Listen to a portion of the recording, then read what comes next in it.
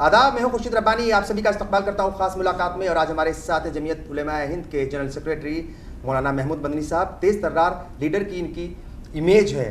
مذہبی طور پر بھی ایکٹیو رہتے ہیں، سیاسی مسئلے ہوتے ہیں ان پر بھی ایکٹیو رہتے ہیں، اور جو ملی مسائل ہیں ان پر بھی بہت ایکٹیو ہو کر کے کام کر رہے ہیں. سر استقبال ہے آپ کا، کیسے ہیں آپ؟ ہم نے دیکھا ہے کہ جو مذہبی شخصیات ہوتی ہیں وہ اتنی زیادہ ایکٹیو اس لیول پر نہیں ہوتی. اگر وہ مذہبی معاملات میں ایکٹیو ہیں تو سماجیات میں نہیں ہوتی، اور اگر سوشل ایشوز کے اوپر ایکٹیو ہیں تو پھر وہ پولیٹکس میں ایکٹیو نہیں رہتی. لیکن مولانا محمود مدنی صاحب جو ہیں وہ ہر ایک رول میں فٹ بیٹھتے ہیں. کہاں سے اتنی انرجی لے کر کے آتے ہیں؟ نہیں، میں تو ایک چھوٹا سا ورکر ہوں. جی. اگر میں لیڈر ہوتا تو اپنی کسی اسپیسیفک فیلڈ کا اسپیشلسٹ ہوتا، لیکن میں ورکر ہوں، کام کرتا ہوں. اور آپ کہہ رہے ہیں فٹ بیٹھتے ہیں، میں اپنے آپ کو بالکل انفٹ فیل کرتا ہوں ہر جگہ. اگر آپ یہ بڑپن ہو سکتا ہے نہ اگر آپ عالم دین کہہ رہے ہیں جی، تو میں اپنے آپ کو طالب علم بھی کہ اہل بھی نہیں سمجھتا. سیاست سے بہت دور ہوں ابھی، بالکل ابھی. ہاں بالکل. ایک وقت رہا ہے، ایکٹیو رہا ہوں اس میں نے الیکشن بھی لڑا ہے اور پارلیمنٹ کا ممبر بھی رہا ہوں، لیکن ابھی دور ہوں. اور ہاں، تنظیم میں مجھے ایک ورکر ہونے کی حیثیت سے جتنا کام کرنے کا موقع ملا ہے میں ہمیشہ اس سے زیادہ کرنے کی کوشش کرتا ہوں، اور اس میں کبھی کبھی ضرورت سے زیادہ بھی بڑھ جاتا ہوں. تو بہرحال یہ آپ کی خوش فہمی ہے، اللہ تعالیٰ اس کو حقیقت میں بدل دے. بالکل جی، ہر جگہ فٹ ہونے لگے. ہاں، پولیٹکس کا کیا ہے صاحب؟ سیاست میں جو ہے وہ اچھے خاصے ایکٹیو تھے، پھر دور ہو گئے، پھر کیا مطلب جو ہے دوبارہ پولیٹکس میں ایکٹیو ہونے کی، چونکہ اتر پردیش میں بھی انتخابات بھی ہونے ہیں، تو کس طریقے اپنا جو ہے دیکھیے دو باتیں ہوتی ہیں. ہر سٹیزن کو ایک لیول تک پولیٹکس میں انوالو ہونا ہی ہوتا ہے، کم سے کم ووٹ ڈالنا ہوتا ہے. تو کسی نہ کسی لیول تک تو انوالومنٹ ہوگا ہی ہوگا. لیکن ابھی ہماری جماعتی حالات اور ملکی تقاضے، ہماری سمجھ میں یہ آتا ہے کہ ڈائریکٹ الیکٹرل پولیٹکس میں جائے بغیر بھی بہت ساری ملی خدمات کی جا سکتی ہیں، اور ضرورت ہے. یعنی اس فیلڈ سے بھی زیادہ ضرورت دوسری فیلڈ میں توجہ کرنے کی ہے.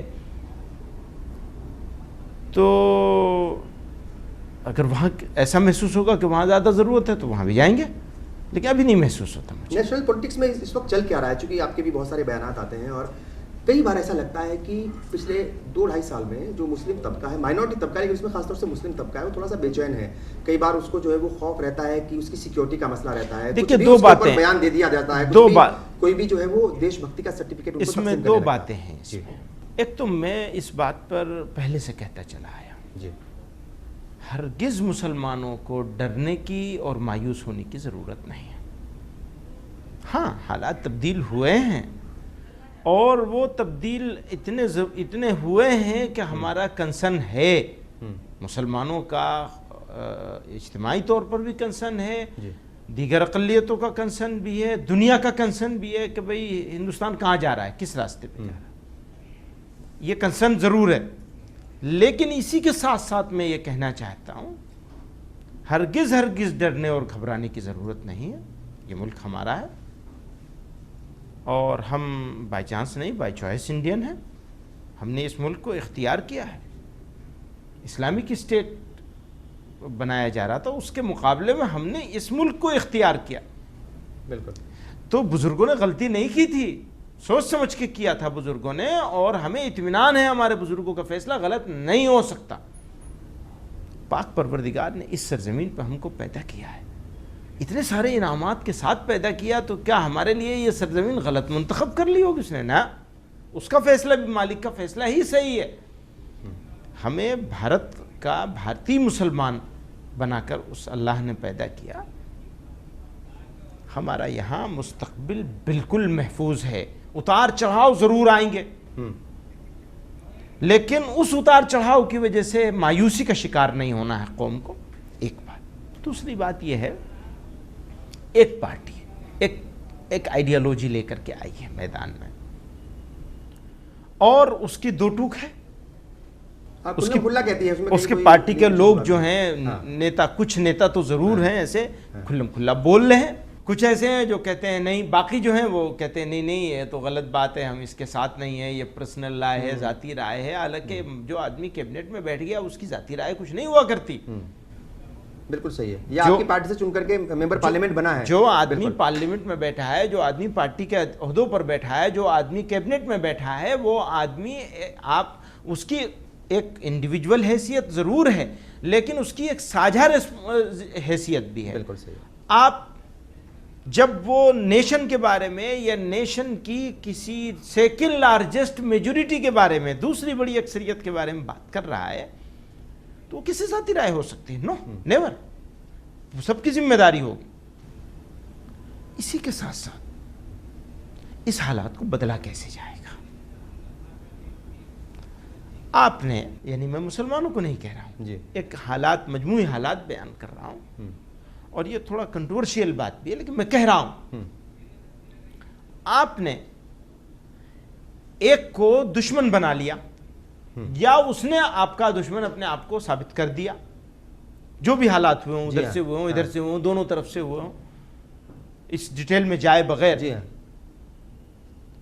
ایک طرف آپ نے یہ کیا کہ ان کو یہ اطمینان ہو گیا کہ مسلمان ہمارے ساتھ آ نہیں سکتے، کسی بھی قیمت پر نہیں آئیں گے. دوسری طرف جب آپ کسی قیمت پر ان کے ساتھ نہیں جائیں گے تو پھر آپ کے پاس آپشنز لیمیٹڈ ہو گئے. میری دکان ہے، سامان لے کے بیٹھا ہوں، کالے کپڑے والوں کو نہیں دوں گا، کالے کوٹ والے کو نہیں دوں گا. یہ فیصلہ میں نے کر دیا، سنا دیا، کالے کوٹ والے کو بھی اطلاع دیتی. تو پھر میرے پاس آپشن صرف سفید کرتے والے کا رہ گیا. ٹھیک ہے. آپشن لیمیٹڈ ہو گئے. آپشن لیمیٹڈ ہو گئے تو پھر وہ آپ کی قیمت پر سامان نہیں خریدے گا آپ سے، بلکہ اپنی قیمت پر آپ سے سامان لے گا، بلکہ قیمت بھی نہیں دے گا. وعدہ کرے گا، ٹرخا دے گا. 70 سال سے جو کام ہو رہا ہے ویسا ہی ہو رہا ہے. کل ملا کر کے بات یہ ہے کہ جو مسلم طبقہ ہے پولیٹیکلی اس کو بہت زیادہ اویئر ہونے کی ضرورت ہے، اور کہیں نہ کہیں کافی حد تک اویئر بھی ہے، اویئر ہو گئے ہیں، لیکن اپنے جو ان کا سیاسی نظریہ ہے اس میں تبدیلی لانے کی ضرورت ہے، اور یہ سمجھنے کی ضرورت ہے کہ کوئی بھی پولیٹیکل پارٹی آپ کی دشمن نہیں ہو سکتی. اگر کہیں کچھ غلط کام کیے ہوں گے اب ان کو بھول جائیے یا ان سے اس کو بھول کر کے آگے بڑھیے. نو، بھولنے کی بات میں نہیں کہہ سکتا، لیکن میں یہ کہہ سکتا ہوں کہ دانائی اور حکمت کو اختیار کر کے اس بات پر بحث ضرور ہونی چاہیے. فیصلہ نہ کریں مسلمان، لیکن ملی دانشوروں کے بیچ میں تو کم سے کم اس پہ بحث ہونی چاہیے کہ ہم کسی کے لیے دروازہ بند کرنے میں فائدہ ہے یا سب کے لیے کھول دینے میں فائدہ ہے. بالکل جیسا راجستھان میں جاٹ کمیونٹی کرتی ہے، جب موقع ہوتا ہے وہ کانگریس کے ساتھ چلی جاتی ہے، جب موقع ہوتا ہے بی جے پی کے ساتھ جاتی ہے. یہی وجہ ہے کہ اسمبلی میں بھی اور پارلیمنٹ میں بھی ان کی نمائندگی بہت زیادہ ہے. اب میں اس پہ اور ڈیٹیل میں نہیں جانا چاہتا، لیکن اتنا ضرور کہنا چاہوں گا کہ اس پر ڈیبیٹ ہونی چاہیے اور کمیونٹی میں اس پر بحث ہونی چاہیے کہ ہم دروازہ بند کرنے میں فائدہ ہے یا کھولنے میں فائدہ ہے. بالکل ٹھیک ہے. ابھی کچھ دن پہلے آپ کا بیان آتا ہے کہ پرائم منسٹر نریندر مودی کی جو امیج ہے، ان کی جو ایک تصویر ہے مسلمانوں کے ذہن میں، وہ اب تھوڑی سی بدل رہی ہے، پازیٹیو آ رہا ہے. ایسا تو میں نے نہیں ایسا میں نے کچھ نہیں کہا. نظریے میں بدلاؤ آیا؟ نہیں، ایسا میں نے کچھ نہیں کہا. میں نے کہا وہ آج پھر کہنا، اس وقت کیا کہا اس کو ہٹ کر آج یہ کہنا چاہتا ہوں کہ وہ وزیر اعلیٰ تھے گجرات کے، تو ہم سے زیادہ ملک میں ریکارڈڈ ان کی مخالفت کسی نے نہیں کی، جمعیت علماء سے زیادہ، اور ان کی سرزمین پر جا کر کے کی. کوئی شہر نہیں چھوڑا جہاں ان کے خلاف آندولن، پبلک آندولن عوامی سطح پہ زمین پہ نہ چلایا. اس وقت جب لوگ سڑک پہ نکلنے میں ڈرتے تھے تو ہم نے احمد آباد میں کانفرنس کری تھی اور انہیں چیلنج کیا تھا. پر آج میں یہ کہتا ہوں کہ وہ ملک کا وزیر اعظم ہے، تو ہمیں اس سے بحیثیت وزیر اعظم ہند کے اس سے خطاب کرنا ہے، اس سے بات کرنی ہے، اور اپنے معاملات کے اوپر گفتگو کرنی ہے. گفتگو کرنی ہے. بالکل صحیح ہے. ضرورت پڑے گی تو کریں گے. ہم نے ابھی تک نہیں کیا، نہ ان سے کوئی خواہش ہم نے ظاہر کی کہ ہم ملنا چاہتے ہیں، لیکن ضرورت پڑے گی تو ہم ضرور کریں گے.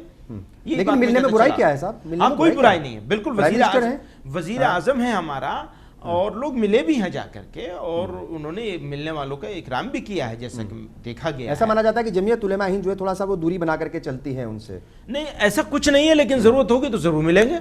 بالکل दरवाज़ा खुला है। क्या 2 साल का जो है, क्या आपका खुद का बिल्कुल आकलन शुरू क्या में है? जिस वक्त हाँ। वो वजीर आजम 2 के साल का क्या रहा है अभी तक का आकलन उनका, चूंकि उनकी तरफ से कोई ऐसा बयान नहीं है जो किसी कम्युनिटी के खिलाफ हो या किसी पर्टिकुलर एक ग्रुप के खिलाफ हो।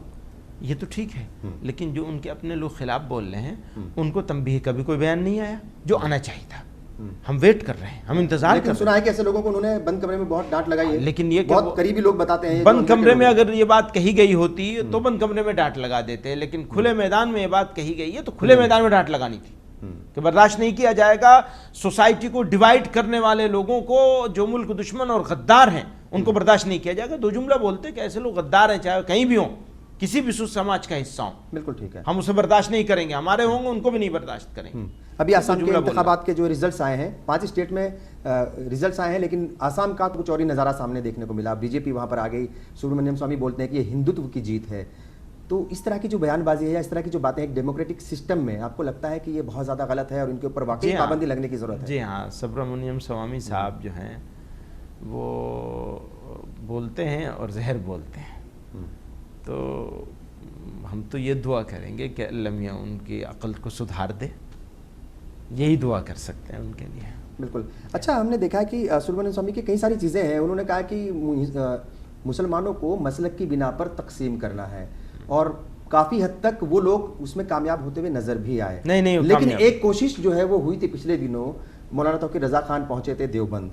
उससे तो- पहले जी हाँ, मेरठ में जमीयत उलमा का इजलास जिक्र था। किया था, उन्होंने बताया इस बात को। जमीयत उलमा का इजलास था और लाखों लोग थे उस इजलास में, बहुत अजीम शान इजलास था, पूरा मेरठ बंद हो गया था। उस इजलास में मैंने, जब मुझे मौका मिला बात कहने का, तो मैंने वहाँ दावत दी, जी हाँ। आए, हम तो यहाँ तक तैयार हैं आपने कि कहा सरपरस्ती के लिए भी, अगर वो हाँ। सरपरस्ती करना चाहें तो हम तैयार हैं। बिल्कुल वो हमारी क़यादत करें। हम क़यादत के लिए कहा आपने। हम तो इत्तेहाद उम्मत के लिए हर कुर्बानी देने को तैयार हैं, वो कहा। उसके बाद फिर दूसरा प्रोग्राम में आप हुआ गए। गोधरा में, वहाँ भी मैंने ये बात कही कि कभी किसी देवबंदी आलिम ने मेरी उसमें कोई तकफीर नहीं करी, किसी बरेलवी। हम मुसलमान समझते हैं और उनकी इमामत में नमाज पढ़ने का मौका मिले तो हम सआदत समझें, हम उनकी इमामत के लिए तैयार हैं। लेकिन ये इमामत का जब मसला आता है साहब, आपने देखा होगा, ये सच्चाई भी है कि कई मसाजिद को अगर पता चल जाता है कि कोई दूसरे मसलक का आ गया, मैं उस इलाके की बात कर रहा हूँ, तो वहाँ पर ये होता है कि मस्जिदों को धुलवाया जाता है, पता चलता है कि लेकिन अब इसको ना उठाइए, जी, इस इशू को मत मैं उठाइए। उठा नहीं रहा हूँ, मैं ये कह रहा हूँ कि क्या इन चीज़ों को कम करने की जरूरत है और हाँ, उनको कम कम करें। करने में आप लोग ही मदद कर सकते हाँ, हैं। आप लोग- इंशाअल्लाह ये कम होगा, हाँ, इसकी ज़रूरत है और ये कम करके रहेंगे इंशाअल्लाह।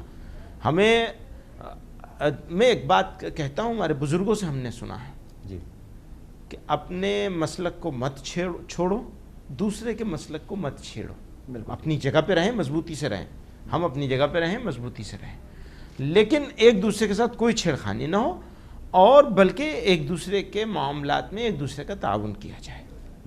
हम ये भी कहते हैं कि अगर कहीं मस्जिदों को लेकर कुछ झगड़ा चल रहा है तो उसको हम खूबसूरती से निपटाया जाए, सड़क पर ना आया जाए। सड़क पे नहीं आया जाए, बिल्कुल। बिल्कुल ना सड़क पे आए, ना एडमिनिस्ट्रेशन के पास जाने की नौबत आए और ना ही कोर्ट में जाने की नौबत आए, और हम लोग मिलजुल कर आपस में इस मसले को हल करें।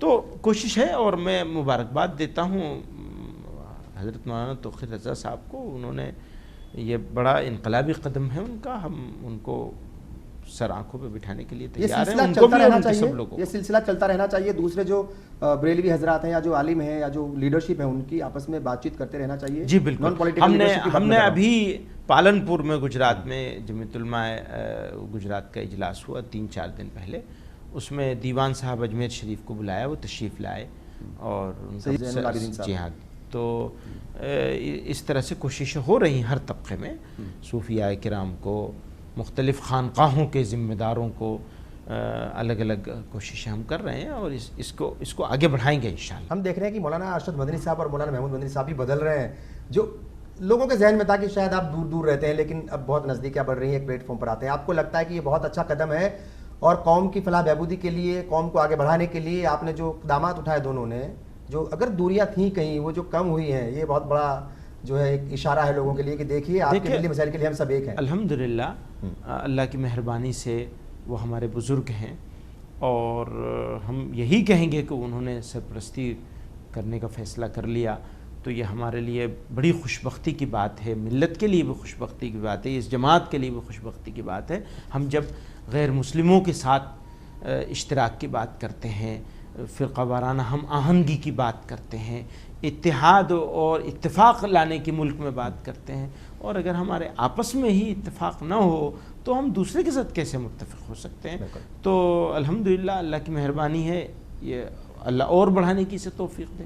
مسلم لیڈرشپ کو کیا کہیں گے اس وقت؟ کیا لگ رہا ہے آپ کو، کیا مسلم لیڈرشپ جو ہے وہ ابھر نہیں پا رہی ہے یا سامنے نہیں آ پا رہی ہے؟ اگر کچھ لوگ آتے بھی ہیں سامنے تو وہ ایسی بیان بازی کرتے ہیں، ایسے زہر گھولنے کا کام کرتے ہیں جو قوم کے لیے نقصان دیتی ہے. میں سیدھے طور پر اویسی کا نام لوں گا. وہ کہتے ہیں کہ میری گردن پر چھری رکھ دو، میں بھارت ماتا کی جے نہیں بولوں گا. کوئی چھری رکھنے نہیں جا رہا تھا، پتہ چلا کہ پورے ہندوستان کے مسلمانوں کو کٹگرے میں کھڑا کر دیا گیا، 2-3 بچوں کو پکڑ کے مارا بھی گیا. ایسا ہے کہ بی جے پی بہت بری طرح گھری ہوئی تھی. روہت ویمولا اور اس طرح کے ایشوز پر دلت لوگوں نے ان کو اچھا خاصا گھیر لیا تھا. جی اب ان کو توجہ ہٹانے کی ضرورت تھی تو اس طرح کا ایشو کھڑا کر دیا گیا. تو یہ افسوسناک ہے، نہیں ہونا چاہیے. اور جس چیز بات کے رد عمل میں کہا گیا وہ بات بھی اس طرح نہیں تھی. تو ہے یہ ٹھیک نہیں ہے.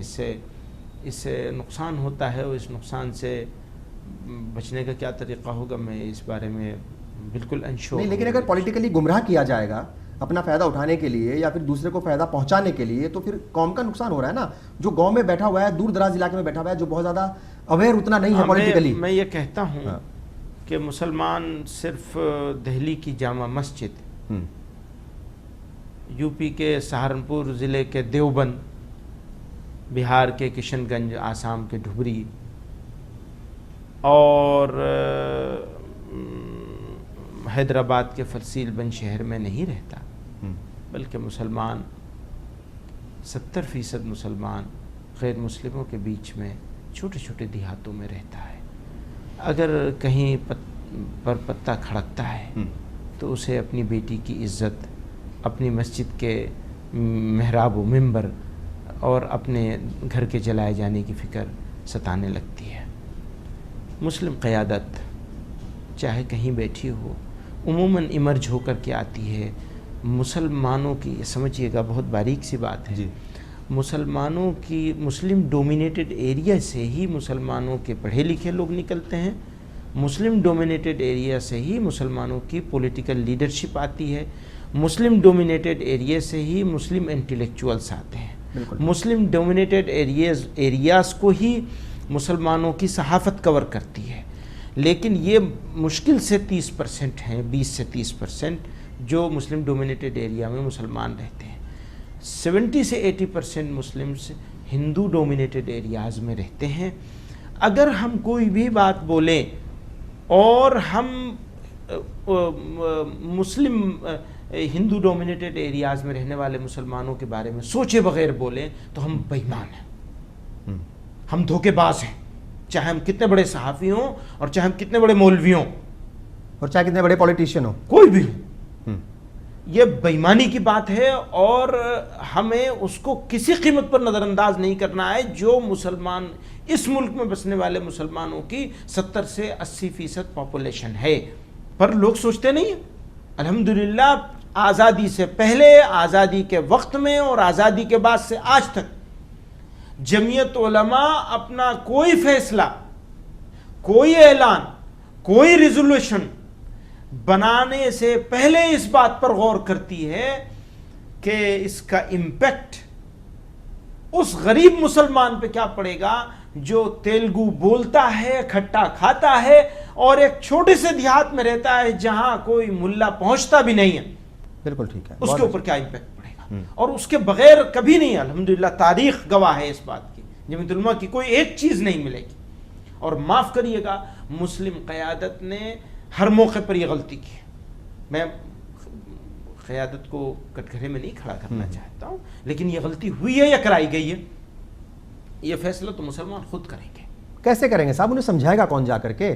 چونکہ جب آپ سمجھانے کی کوشش کرتے ہیں تو اعظم خان کہہ دیتے ہیں کہ مولانا صاحب کو اپنی امامت کرانی چاہیے یا اپنا مذہب دیکھنا چاہیے، ان کو پولیٹکس میں نہیں آنا چاہیے. خان صاحب کی بات تو قابل ذکر بھی نہیں ہے. آپ کہاں سے خان صاحب کا نام لیا ہے؟ جانے دیجیے. الحمدللہ مسلمان پڑھ لکھ رہا ہے, اویئر ہو رہا ہے, وہ جان رہا ہے, سمجھ رہا ہے, بے وقوف نہیں ہے مسلمان.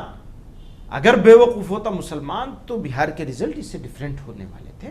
جانے دیجئے, یو پی کے لوگ بھی بے وقوف نہیں ہیں, کسی کے چکر میں نہیں آنے والے ہیں, اب بالکل مطمئن نہیں ہے. مدرسوں کو لے کر آپ کا بیان آیا تھا کہ مودی کو ہاتھ بھی نہیں لگانے دیں گے, تو کیا اگر مدرسے میں کچھ, میں یہ کہہ رہا ہوں کہ دیکھیں جو قرآن اور حدیث یا جو بھی تعلیمات ہیں ان کو چھیڑے بغیر اگر وہ کہتے ہیں کہ کمپیوٹر کی تعلیم بھی دے دی جائے تو اعتراضات کہاں ہیں؟ دیکھیے وہ یہ کہتے ہیں کہ مسلمان لیڈرز, مسلم مولوی, یہ لوگ اس لیے مخالفت کرتے ہیں کہ اگر مسلمان پڑھ لکھ جائے گا تو پھر ہم اس کو بیوقوف نہیں بنا سکیں گے. بالکل ہمیں ہی کہتے ہیں موسٹ ویلکم. لیکن ان کو معلوم ہونا چاہیے کہ ہم 3000 پرائمری اسکول چلا رہے ہیں, ہم چلا رہے ہیں, ہمارے لوگ چلا رہے ہیں, جن میں 2.5 لاکھ سے زیادہ بچے پڑھتے ہیں, مدرسے والے چلا رہے ہیں. کیا بات کرتے ہیں وہ انہوں نے جس چیز میں ہاتھ ڈالا ہے اس کو برباد کیا ہے.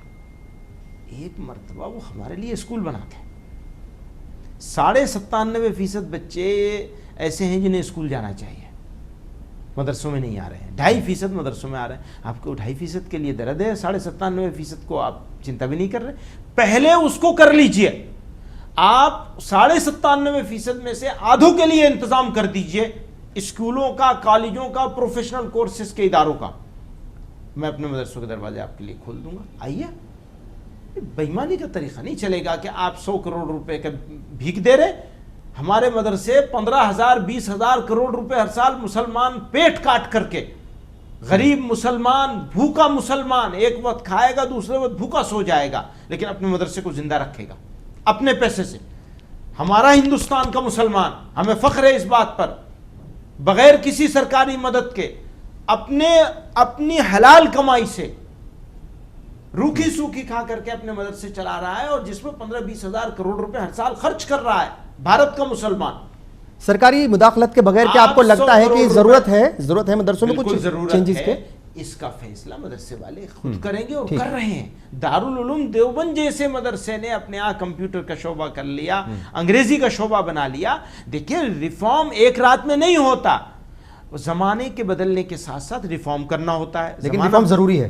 دیکھیے زمانے کے بدلنے کے ساتھ ریفارم کرنا ہوتا ہے, اور دارالعلوم دیوبند بھی زمانے کے بدلنے کے ساتھ اپنے ہاں بہت ساری چیزوں کو انکارپوریٹ کر رہا ہے. تو یہ علماء سمجھدار ہیں, اپنے وقت کے حساب سے وہ خود کریں گے اس کو. دارالعلوم دیوبند کے اوپر بہت سارے سوال اٹھتے ہیں صاحب. جب یہ فتویٰ جاری ہوا بھارت ماتا کی جے کے اوپر تو کچھ لیڈرز نے بہت غلط بیان دیے تھے. ہم ان کو غلط اس لیے کہہ رہے ہیں کیونکہ شاید ان کو کوئی بھی اچھا بتائے گا نہیں. کہا تھا کہ یہاں پر آتنکی پیدا کیے جاتے ہیں, بہت چھوٹی مانسکتا کی تعلیم دی جاتی ہے, کچھ اس طرح کی باتیں کہی تھی. کیا لگتا ہے آپ کو دارالعلوم دیوبند سے کوئی واقعی پھر ایک بار پھر وقت آ گیا کہ ایک بڑا پیغام جانا چاہیے کہ ایسا نہیں ہے, اور ان کو دروازے کھول دینے چاہیے؟ اس پیغام کی ضرورت نہیں ہے. اس طرح کے لوگوں کا جواب دینے کے لیے بہت زیادہ پریشان ہونے کی ضرورت نہیں ہے. لیکن بہرحال یہ بھی صحیح ہے کہ فتویٰ دینے میں جلد بازی نہیں کرنی چاہیے. فتویٰ غلط دیا؟ نہیں, یہ نہیں کہوں گا غلط دیا, لیکن جس چیز کی ضرورت ہو اس کو بولنا چاہیے, جس کی نہیں ضرورت اس کو کیا ضرورت ہے بولنے. اور مصلحت سے بھی کام لینا چاہیے. ایسے نہیں, مصلحت تو نہیں کہیں گے ہم, یہ دین کے معاملے میں مصلحت نہیں چلتی ہے, لیکن جہاں ضرورت ہو وہیں تو بولا جائے گا, بے ضرورت کیوں بولا جائے گا. بالکل. ابھی صاحب دیکھا آپ نے کہ 13 بچوں کو گرفتار کر لیا گیا, مسلم بچوں کو, دہشت گردی کے نام پر واٹس ایپ اور ٹویٹر اور فیس بک اور یوٹیوب سے کہیں انہوں نے کچھ شیئر کیا, کچھ کمنٹ کیا, کچھ لائک کیا. اس کی بنا پر ایک سسٹم ہوتا ہے وہ جو خفیہ وہ ہے جی, وہ جو اسپیشل سیل ہے وہ کرتے ہیں گرفتار. ایک دیوبند کا بھی بچہ تھا, اس میں 10 کو چھوڑ دیا گیا, 3 ابھی بھی جو ہے. تو 10 چھوٹے ہیں نا. جی ہاں, میں آپ کو بتاؤں, بالکل میں ایک بات بتانا چاہوں گا کہ اس طرح کے معاملات میں پہلے بھی گرفتاریاں ہوتی تھیں, لیکن چھوڑا نہیں جاتا تھا. آزاد ہندوستان میں پہلا موقع ہے, 13 کو گرفتار کیا, 10 کو چھوڑا گیا ہے انیشیل انویسٹیگیشن سے, اور مجھے یقین ہے باقی 3 بھی چھوٹیں گے انشاءاللہ. میرا سوال یہ ہے کہ دیکھیں جو فیس بک, ٹویٹر اور یہ جتنا بھی سوشل میڈیا کے ذریعے گرفتاریاں ہو رہی ہیں, ان بچوں کو چونکہ کہیں نہ کہیں ہو سکتا ہے انہوں نے بات کی ہوگی, کچھ شیئر کیا ہوگا, کچھ کمنٹ کیا ہوگا, کچھ لائک کیا ہوگا, ان بچوں کی اصلاح کے لیے کیا کچھ اقدامات اٹھانے چاہیے؟ قوم کے اوپر بڑی ذمہ داری ہے. یہ بات صحیح ہے. اس میں آپ جیسے پروفیشنلز کی سپورٹ اگر ہم کو مل جائے, ہم تیار ہیں, ہم کوشش بھی کر رہے ہیں اس کے اوپر کہ نوجوانوں تک, جو آج کی وہ جنریشن جو ٹویٹر کی جنریشن ہے, وہ جنریشن جو فیس بک اور گوگل کی جنریشن ہے, وہ بالکل الگ دنیا ہے, اور وہ نوجوان گھنٹوں اس میں ضائع کر رہا ہے یا لگا رہا ہے. تو ہمیں ان نوجوانوں تک اپنی بات پہنچانے کے لیے انہی ٹولز کا یوز کرنا ہوگا اور اس کے لیے ہمیں تیار ہونا ہوگا. ہم کوشش کر رہے ہیں, آپ سے بھی مدد لیں گے بالکل, اور انشاءاللہ اس کے اوپر کچھ نہ کچھ 2-4 مہینوں میں ہم لائیں گے. اس میں یہ جو بچوں کی گرفتاریوں کا سلسلہ ہو رہا ہے, کہیں نہ کہیں داعش کا کنیکشن بھی جو ہے جوڑا جاتا ہے. کئی بار کہتے ہیں کہ مہاراشٹر سے کچھ بچے پکڑے گئے, کئی بار کہتے ہیں کہ دیوبند سے ایک بچے کو اٹھا لیا گیا, دلی سے اٹھا لیے گئے کچھ بچے, آپ چلے جائیے ساؤتھ میں وہاں سے بچے اٹھائے جائیں. داعش کا کنیکشن کیا ہے, کیا واقعی داعش کا کنیکشن ہے, اور داعش بلا کیا ہے؟ مسلمانوں کو لے کر کے کٹگرے میں کھڑا کیا جاتا ہے اس کو. جی, میں اس بارے میں یہ بات کہنا چاہتا ہوں جی کہ یہ دشمنان اسلام کی ایک بڑی سازش ہے. انہیں ایک دشمن چاہیے, اس دشمن کے نام پر یہ لوگوں کو, یہ میں انٹرنیشنلی کہہ رہا ہوں, جی بین الاقوامی طور پر یہ ایک بڑی سازش ہے جس سازش کے تحت ان لوگوں کو کھڑا کیا گیا ہے. ہمارے نوجوانوں کو, ملت کے رہبروں کو, رہنماؤں کو اس پہ زور سے کھڑا ہونا چاہیے اور زور سے بولنا چاہیے کہ ہم اسلام کو, کسی کو اس بات کی ہرگز اجازت نہیں دیں گے کہ وہ اسلام کو یرغمال بنائے, اس کا کڈنیپ کریں.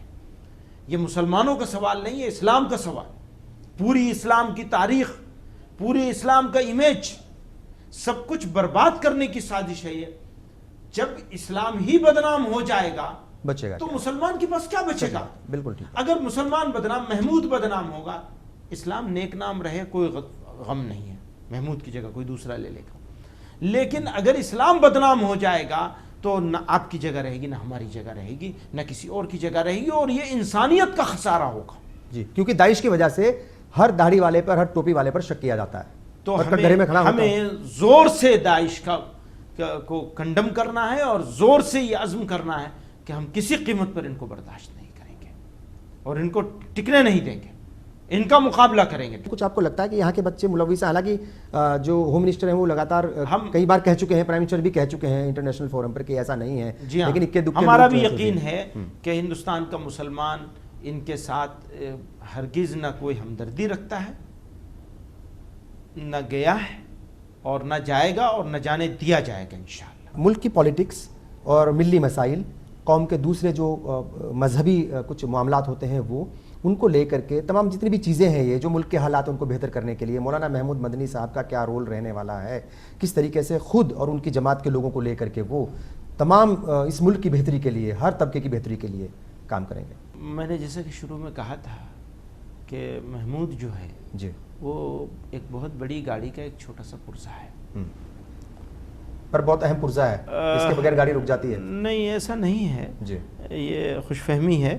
تو لیکن بات یہ ہے کہ آپ مسلمان اگر تیار ہو جائے, قوم تیار ہو جائے, میری قوم تیار ہو جائے, تو پھر ہمیں عزتوں اور رفعتوں سے کوئی روک نہیں پائے گا.